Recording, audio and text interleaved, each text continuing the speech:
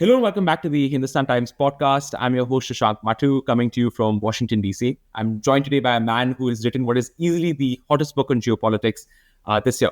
And that book is Breakneck, China's Quest to Engineer the Future. It's a book that looks at China's stunning successes and horrifying failures over the last 3 decades and also compares its trajectory to another major superpower, which is the United States. It's a book that unpacks the similarities and also the differences between the two countries and the future of both societies. Mr. Wang, thank you so much for joining us. You're currently with the Hoover Institution, and you've written this book that's come out this year, Breakneck. And one of the most interesting arguments that you make is about what we've seen over the last 3 decades, how we've seen China develop itself more rapidly than almost any society in human history. That progress has made China really the world's primary industrial superpower that now rivals America in many key metrics of geopolitics. And you argue that China's engineering mindset, the fact that China is led by leaders who are engineers, is responsible for that meteoric rise. So could you tell us that story? I think that China's engineering background is responsible both for meteoric rise as well as pretty stunning failures. So to give a little bit more context on China's engineering leadership, since about 1980, Deng Xiaoping, the top leader at the time, started really to promote a lot of engineers into the top ranks of the Communist Party, mostly in reaction against Mao Zedong's misrule. And Deng had promoted a lot of hydraulic engineers, mechanical engineers, electrical engineers of all sorts into the leadership, such that by the year 2002, every single member of the Politburo Standing Committee had degrees in engineering. Now, some of that engineering has tapered off slightly, but I think engineering is still an interesting and playful and inventive way to try to understand what China is up to. And modern China is really defined by this vast spasm of construction, everything that includes highways and bridges and homes and hyperscalers and solar and wind, just so much construction that generally, I think, really improves people's lives to have a sense of physical dynamism. They also treat the economy as a giant engineering exercise. They have rerouted a lot of investment away from real estate and into manufacturing. And they have also tried to push a lot of China's smartest people into working on aviation or semiconductors rather than consumer tech or finance. And finally, I think they are also fundamentally social engineers in which they treat society as if it were just another building material to be remolded or torn down as they wish. So I spend a lot of time thinking about the one-child policy as well as zero COVID, which I think have been some of the big mistakes of the recent past. Right. Mr. Wang, could you tell us a little bit about some of the successes that you've seen? And what I liked about the book as well is that you weave the story, your personal story and the story of your family as well into China. You've lived in China for a while as well. You were born in China as well, and you've seen the country evolve over the last 20, 30 years. Could you tell us a little bit about that story of the successes that this engineering mindset has wrought in China in terms of the ability that China has acquired in fields like electric vehicles, solar, rare earths? What exactly about the engineering mindset has allowed China to become so much more successful as a manufacturing and industrial power than almost any other country in the world? So China has engaged in this big spree of construction of public infrastructure. China's first highway was not built until 1993, which is relatively late. But then only 18 years later, China built one America's worth of highways. And then 9 years after that, China built another America's worth of highways. If we just take a look through basically any sort of infrastructure that we want to name, whether these are container ports, whether these are railways, high-speed rail, China has been building extensively all sorts of things.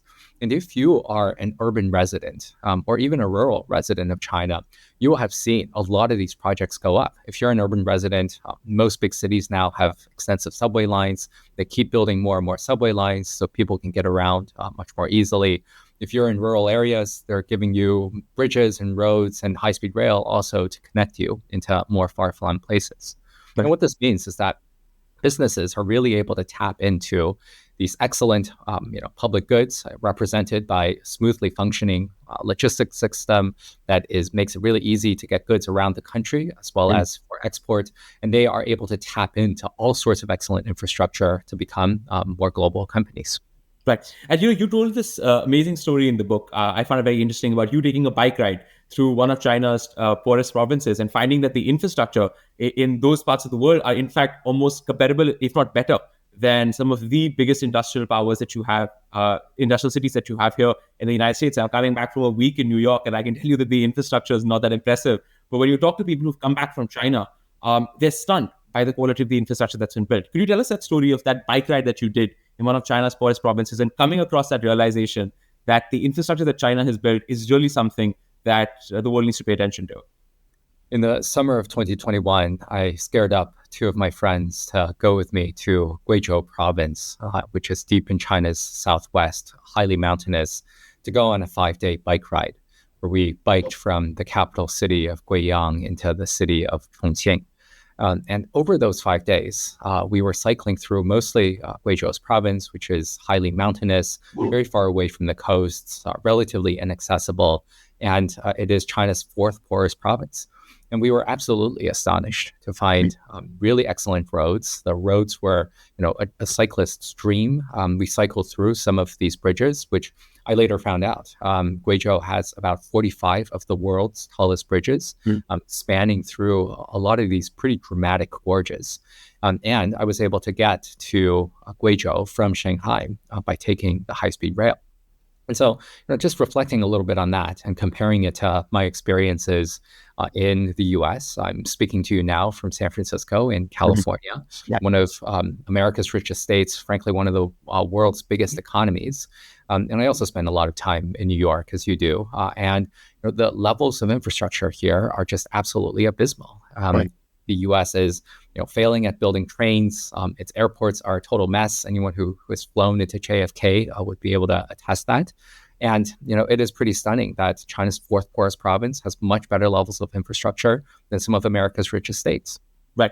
And in fact, a personal story before I move on to my next question is that I was rereading your book as I was in the New York subway. And I got to the point where you talk about the New York subway and how when you get into the subways, it's hot, it's dirty, and the subways announce themselves by they arrive with this screeching metallic noise. And it was something that you wrote in your book as well. And I was glad to see that someone else is talking about this as well, because you come to the United States, you expect it to be the primary industrial superpower of the world, but the infrastructure, just in terms of the lived experience of the infrastructure that you have here, says something about the fact that America, when it comes to building out the country, physically changing the country, has actually not done that well. And I would like to ask you to talk about a different example that you gave in your book that I thought was totally fascinating. And it goes back to 2008. And in that year, China started building a high-speed rail link between Beijing and Shanghai. And California's voters approved a similar high-speed rail link between San Francisco and Los Angeles. But those two projects have ended up in two very different places. Could you tell us that story that sort of encapsulates, I think, what some of the main points of your book are? Yeah, they ended up in very different places. One was completed and the other is probably not going to be completed. So the year 2008, China started building the Beijing-Shanghai rail, which is actually about the same length as the proposed Californian rail. And what happened? Well, 3 years later, this rail line was completed. It cost about $36 billion, according to official news. And official news also announced that over the next decade, this line had completed about 1.4 billion passenger trips. By contrast, in California, in the year 2008, voters approved a referendum to start the construction of this high-speed rail project. As of today, as of 2025, only a small stretch of this rail project has been built. The first segment is supposed to connect two cities, Bakersfield and Merced, which are very far away from San Francisco as well as LA. And the cost is expected to be north of $120 billion. And this first stretch will probably not operate before the year 2030, according to California official news. And so this is, again, just this very important study in contrasts. A rich, wealthy state unable to get things done, and the Chinese that are actually delivering material goods for its people. Right. And that brings us, I think, to another major point of your book, which is that you argue about this difference, really, between China's engineering mindset and America, which is a very wealthy state, as you say. It is led by lawyers. And that mentality of being lawyers has led America into a situation where the government is tied up. It isn't able to build as much, and it leads to problems like the one that you just described. Can you tell us a little bit about this contrast between America's lawyer mindset and China's engineering mindset? If China is ruled by lawyers, then I'm sorry. If China is ruled by engineers, then America is very much ruled by lawyers. Lawyers were there since the beginning. A lot of founding fathers were lawyers. A lot of the first U.S. presidents were lawyers, from Washington to Lincoln. First 16 presidents, 13 of them had been lawyers. And in the recent past, especially among the Democratic Party, pretty much every presidential nominee since 1980 has gone to law school at some point. And the issue with lawyers is that they are fundamentally good at obstruction, not construction. And so they are really good at stopping things. What it means is that you don't have stupid ideas like the one-child policy in America. We also don't have functional infrastructure almost anywhere. And to bring up another train example, I myself was taking the train from New York City to DC earlier last month. And I was really, really struck that the Acela train, America's closest thing to high-speed rail, is just always pretty wobbly, and there's always delays on Amtrak. And I was, when I read this news article saying that Acela is getting an upgrade, there will be a new class of trains, I got quite excited. But then I actually read the article, and the article said that the new trains will be about 11 minutes slower than the present trains to actually get to DC. And so, again, this is a very strange state of affairs in which America is moving slower year by year rather than faster. Part of this train delay is due to a lot of homeowners in Connecticut who put up their hands to say they don't want a rail line in their backyard, and they hired some very expensive lawyers to try to get their way. And so the path is much more curvy than it ought to have been. And so, these are the sort of strange situations in America where things get slower year by year. Right. Can I ask you, Mr. Wang, where did things start to go wrong in terms of the United States? Because the image that I think lots of people around the world still have of the United States is of this mighty industrial power. And in fact, that's what it was for decades. We, of course, have seen a precipitous decline in manufacturing in the United States, but the image of the United States is very much that country that came out of the Second World War, used its industrial power to win the war, establish itself as a major industrial power, still home to some of the most technologically dynamic and advanced firms in the world. So America still has that image, but it isn't matched by the reality of the country. When did things start to move and descend into this, shall we say, lawyerly mentality where everything is tied up in regulation and very little gets built? What happened? What is the dividing line? Yeah, well, first, to defend that image, I think that image is not wrong. It is not badly off. That it is certainly the case that America remains very, very wealthy. Again, I'm speaking to you from California, which is the only entity in the world that has produced several companies worth over $3 trillion. And NVIDIA is worth over $4 trillion. That is a very impressive achievement. And New York City is still a giant in business, it's still a giant in finance, and that is very, very real. The problem with America is that it works very well for the wealthy and not necessarily very well for the working class or the middle class. So folks in California, the rich people in New York or California, don't have to worry about high housing costs. They have their homes. They have skinny skyscrapers in New York City. They don't necessarily have to worry about these screechingly loud subways when they work because they have their own means of getting around. I think that America cannot work if it is only functioning very well for the wealthy. And I trace the problems with this into the 1960s, in which a lot of students in law schools got very agitated at mistakes by the U.S. government.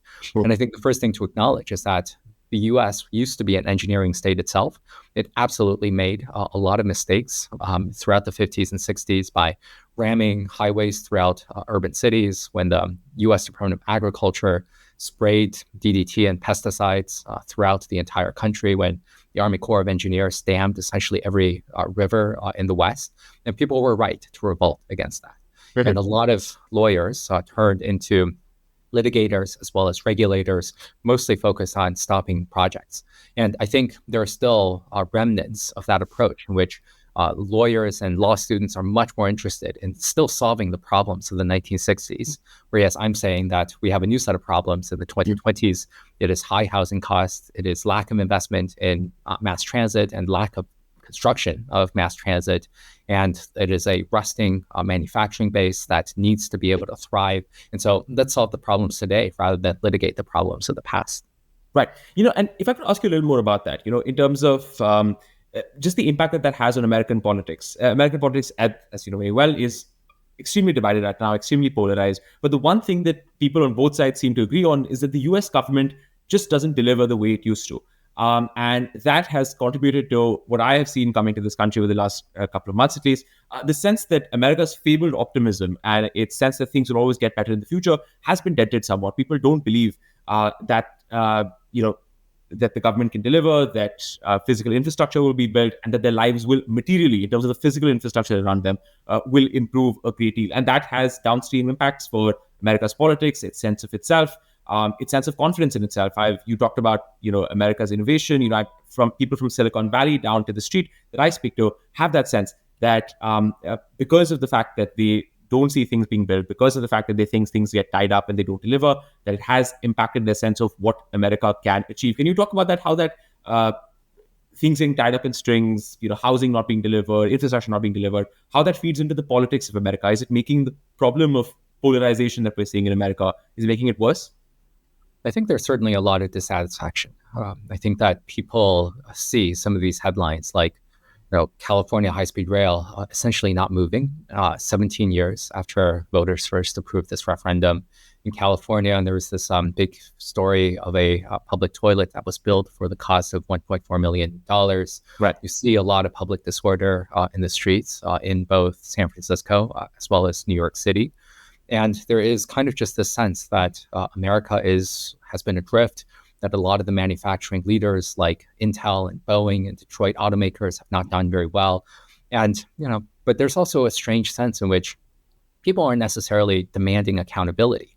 It is that I find it very strange that California high-speed rail does not get built. And yet people don't seem all that angry about it. They haven't demanded the firing of agency heads or the firing of the governor because this rail line is in such a mess. And so I feel like it is kind of a lingering sense of dissatisfaction with the world. Now, I want to resist any simple conclusion that deindustrialization produced the election of Donald Trump. Yeah. I think that is too simplistic of an explanation. But I think that, as part of a portfolio of explanations of, the dissatisfaction in America, I think that we can certainly trace some sense in which, people are angry at all sorts of things, high costs especially. And I think that, both parties have not done a good job of actually embracing solutions. And I want at least one party to actually be very serious about delivering to people what they want. Right. And I think I want to ask you the question now that I think everyone has asked you in every podcast that you've been to, because I think that the conclusions are so stark, which is that, I was talking to you, I think I was also on a train to New York a little while ago, and again, it was not a very impressive train. I was sitting around with a friend who works in Silicon Valley, he's a venture capitalist, and he was telling me that, look, there is increasingly, from folks who track China and understand what's going on in China's space, tech space, there's a sense that, oh my God, these people have nailed it. They know how to manufacture, scale technologies. There is a sense that really the Chinese have this beat. And this is, in his quotations, very much the Chinese century. He's like, if I had to bet, I would say that this is the Chinese century. This is, of course, a concept that gets bandied about a lot. But just based on the conclusions that you have drawn in your book, do you think that there is a serious chance that because of its advantages as an engineering state, because of its dominance in key technologies of the future, electric vehicles, solar, rare earths, do you think there is a serious chance that China does surpass America in the next couple of decades as the world's preeminent superpower? I doubt it. I don't think that China will surpass America as the preeminent superpower. And I don't think that if there is some sort of a victory for China, I don't see it surpassing America in all of America's strengths. So America is a superpower because it is also a financial superpower, a diplomatic superpower, a cultural superpower in all of these ways. And I don't think that China will become a financial superpower because of capital controls. I think it will not become a cultural superpower because the engineers are so censorious. But I think that I want to defend a slightly narrower case in which China might be able to win if it continues to do well on advanced manufacturing. If China is able to continue deindustrializing the rest of the world, I think it's not a crazy scenario that right now the U.S. has about 12 million manufacturing workers. Maybe that is cut in half 10 years from now because China is able to continue making more sophisticated goods. The same will happen to Germany and South Korea and Japan. And I think that for these countries, their politics will not get better if their economy weakens. And so, I think that is kind of that is one of the big threats that I am most focused on. It is not that China will replace America writ large. It is rather that it will win on a narrow victory, and that narrow victory really, really matters. But there is still some chance of an Asian century because Asia is very big. India is also part of Asia, so Right. maybe India plus China in some form will actually achieve an Asian century. Doesn't mean that they're going to be friends, but maybe they are complementary in some way to make Asia very central to the world economy once again. Right. Can I ask you something that I also felt that I like I said before we started this interview, I pretty much watched all your interviews. And there's one thing that I found very interesting in your book that I would love to talk to you about that I don't think has been covered as much, which is that you also hint a little bit towards what you think China will look like when it achieves the level of wealth and success that it likes. And you said that, this is again the return of the celestial empire, which is that you said that there was a bet between you and your friends about when China would close up, pull up the drawbridge. And you say actually that in fact, China is moving in that direction. It has become more closed off. Not as many businessmen, not as many technologists, as many students from around the world are going to China. And that China, if it does achieve the kind of success that it wants to, will in fact be slightly more closed off, much more walled off from the rest of the world than powers like America or Britain before it were. Could you talk a little bit about that? What kind of power you think China will become if it achieves its goals? The Celestial Empire is a term that the Qing dynasty used to describe itself at various points when it felt very powerful. And we know what happened to the Qing Empire. It fell apart due to primarily internal rebellions as well as some foreign imperialist incursions. But I think that there is still this sense in the Communist Party that I think what it really wants to do is to seize Taiwan and then dominate the rest of the East Asian Pacific, and to have the leaders of the Philippines, for example, to come to Beijing and kowtow for the emperor's pleasure. Right. And I think what China is fundamentally interested in is not to be like America and be entangled, for example, throughout the Middle East, and have all of these diplomatic relationships that it doesn't understand and has to sort out all sorts of conflicts.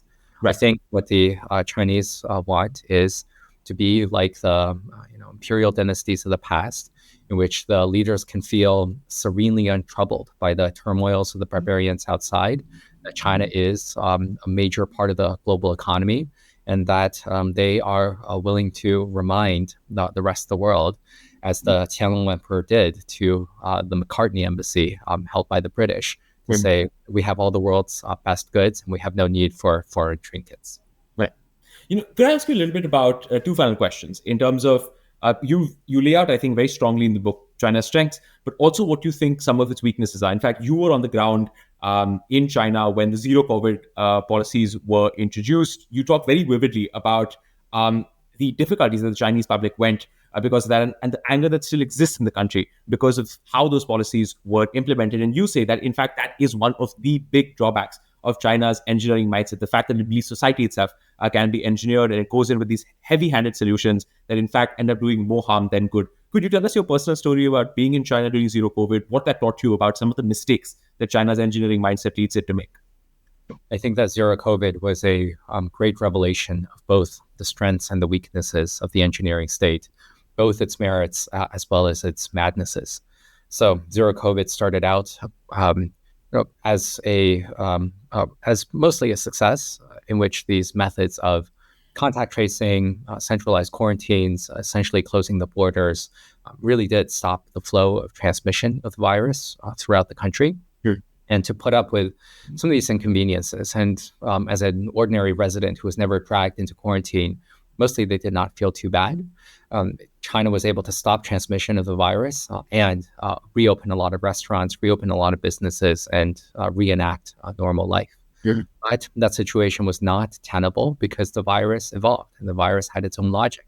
Once the virus became much more transmissible, these tactics were no longer up to the task, but they still held on to it, such that Shanghai, the city where I lived, had to face probably the most ambitious lockdown ever attempted in the history of humanity, in which 25 million people were unable to step foot outside of their apartment compounds over a matter of about 8 weeks. And so, I think this really shows that the engineers are often very brutal. They are often very inflexible, and sometimes when they change directions, it is too late, and they change directions too hard. And so, zero COVID became total COVID in December of 2022, when the state essentially dropped all of these lockdowns that Xi Jinping had personally so insisted on. And so, this is one of these things that I think for Chinese who, after they've had a few drinks, would reminisce with tremendous anger at how this thing unfolded. And that is, one of these problems with the Communist Party. Right. In fact, one of the things that you write about that I found was very interesting as well, which is that you say that China's engineering state has achieved a great deal of successes, but it could actually learn a lot from America's lawyerly society. The fact that there are legal protections for people, the fact that people don't fear that the government of the United States can, take away their lives, their successes, their freedoms very easily. And you actually point out that story, I think, again, bringing in your own family story. Your family, of course, immigrated to Canada when you were 7 years old. And you write about very eloquently, about your parents and what they think about what their lives might have been like if they had stayed in China. And you say that, in fact, lots of people in China, despite the fact that they have achieved a great deal of success in the boom years in China's, massive rise to power, is that many of them still feel like, because they don't have the same legal protections, because they don't have the same set of protections in a lawyerly society like America would have, they still feel like their successes, their material wealth, their homes can be taken away by the Chinese Communist Party because they don't have those legal protections. There are no checks and balances on the Communist Party's power. And so many Chinese who have achieved a great deal of success are still looking to send their money abroad, still looking to study abroad, become naturalized American citizens, or live in the West. Could you talk a little bit about that? Yeah, I think that there have always been a lot of emigration out of China. This is a trend that goes back centuries of Chinese trying to move, for example, to California. And not all of them have good lives. As we know from about 200 years ago, the Chinese who moved to mine gold or build railways in the US did not actually have a very good life. But I think that what I would like to encourage is for the two countries to study each other and for the US to become 20% more engineering so that there is a little bit more construction of homes and mass transit and revitalization of the engineering base. And I would love it if China could be 50% more lawyerly, in which the state learns to be able to try to respect the individual rights of people, to admire their creative impulses, and best of all, to just leave the Chinese people alone for a little bit, rather than to hassle them and try to encourage them and to try to coerce them into doing things like having children after preventing them for quite a long time. Now, Shashank, I want to turn the tables and ask you a question. One of the things that I see a lot of discourse on are from people. Are Indians who are curious whether they are something like the lawyerly society or something more like the engineering state. Now, I haven't spent enough time in India. I've only visited Mumbai and Chennai, which I really enjoyed these visits, and I would hope to have another one. But I don't know enough about India. What would you say? Is India lawyerly or engineering or something else? I think we're not enough of either.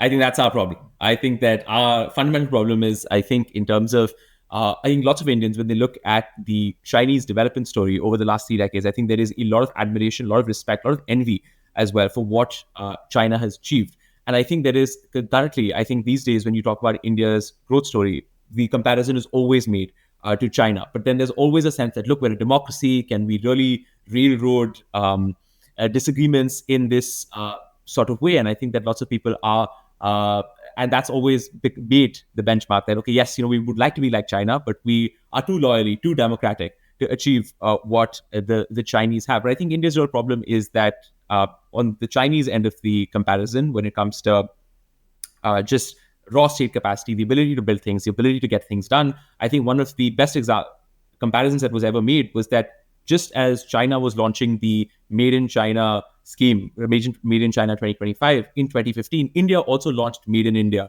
And while the Chinese have gone on to dominate the future technologies, India's share of manufacturing and its share of its economy has actually declined. So that is, I think, one of those problems in terms of trying to become more of an engineering state, that in terms of state capacity, we haven't been able to get it done. In terms of the American side, in terms of the loyalty society, I think legal protections very much exist. I don't think we live in a state like China where people believe that the government will wake up one day and decide to take their land and their freedoms and they seize their bank accounts and people will simply disappear. That does not happen in India in any way. But I think there is a sense very much that, for vast majorities of the people, if you want, for example, the benefits of India's legalistic society, you should have seen one of India's top economic advisors to Prime Minister Modi recently said that, look, our biggest problem is our judiciary, the fact that we can't enforce contracts on time, the fact that there is a centuries-long backlog in the courts in India essentially ensures that if you have a case, it is going to be decades before you hear you get a result on it. And so for Indians especially, the legal process itself can be a punishment. So which is why I'm saying that, people at the same time lack the protections and the benefits of a loyalty society, but also lack the benefits of an engineering state. And I think that is the fundamental dilemma, I think, for India. We don't have enough of either. But in fact, let me turn it back to you finally for the last question, which is that I know you wrote this book mostly for China and America, and I think that is very much the focus that you have in the book, and that's brilliant. But could I ask you a little bit about what people around the world, including an Indian audience that's watching you talk about this, should think about the arguments that you have made in terms of how they should gear their societies, what they should learn from both America and China? I think what they could learn, and to make it, I think what they could learn is just the sense of hustle and a sense of hungriness, and the sense of entrepreneurialism that both Americans and Chinese have. Now, I think my sense is that Indians are highly entrepreneurial. Indians and Chinese are both really good at this sort of petty commerce, and there's no doubt that Indians are very successful in business, especially as we see with a lot of tech CEOs in the United States. So maybe Indians can skip this lesson. They got it. They've done their homework for this course. But I'm thinking especially for Europeans as well as Japanese, these very mature societies in which, they don't seem even to be all that interested in money anymore. They don't have that drive. They don't have the juice. And so I would, I think what I would like to see is for India to learn either the virtues of lawyers or engineers, and ideally both. Maybe India's a very syncretic place, right? It is able to synthesize almost anything. But let's synthesize some of these virtues from the right now the two bigger economies. I would like for the rest of the world, especially the Europeans, to just have a little bit of a sense of the future rather than being so stuck in their mausoleum economy, and to be a little bit more hungry about things like money. I think that would do them a world of good to actually respect entrepreneurs and engage in a little bit of hard work for driving towards the future themselves. Understood. Dan Wang, the author of Breakneck, China's Quest to Engine in the Future. Hopefully, the Indian leadership reading your book, I don't know if they're lawyers or if they're engineers, but I hope they learn a little bit from the mindset of the Chinese, the mindset of the Americans, the lawyers, as well as the engineering state. Thank you so much, Mr. Wang, for joining us here on HT Podcast. Shashank, this was a pleasure. I hope to spend more time in India one day.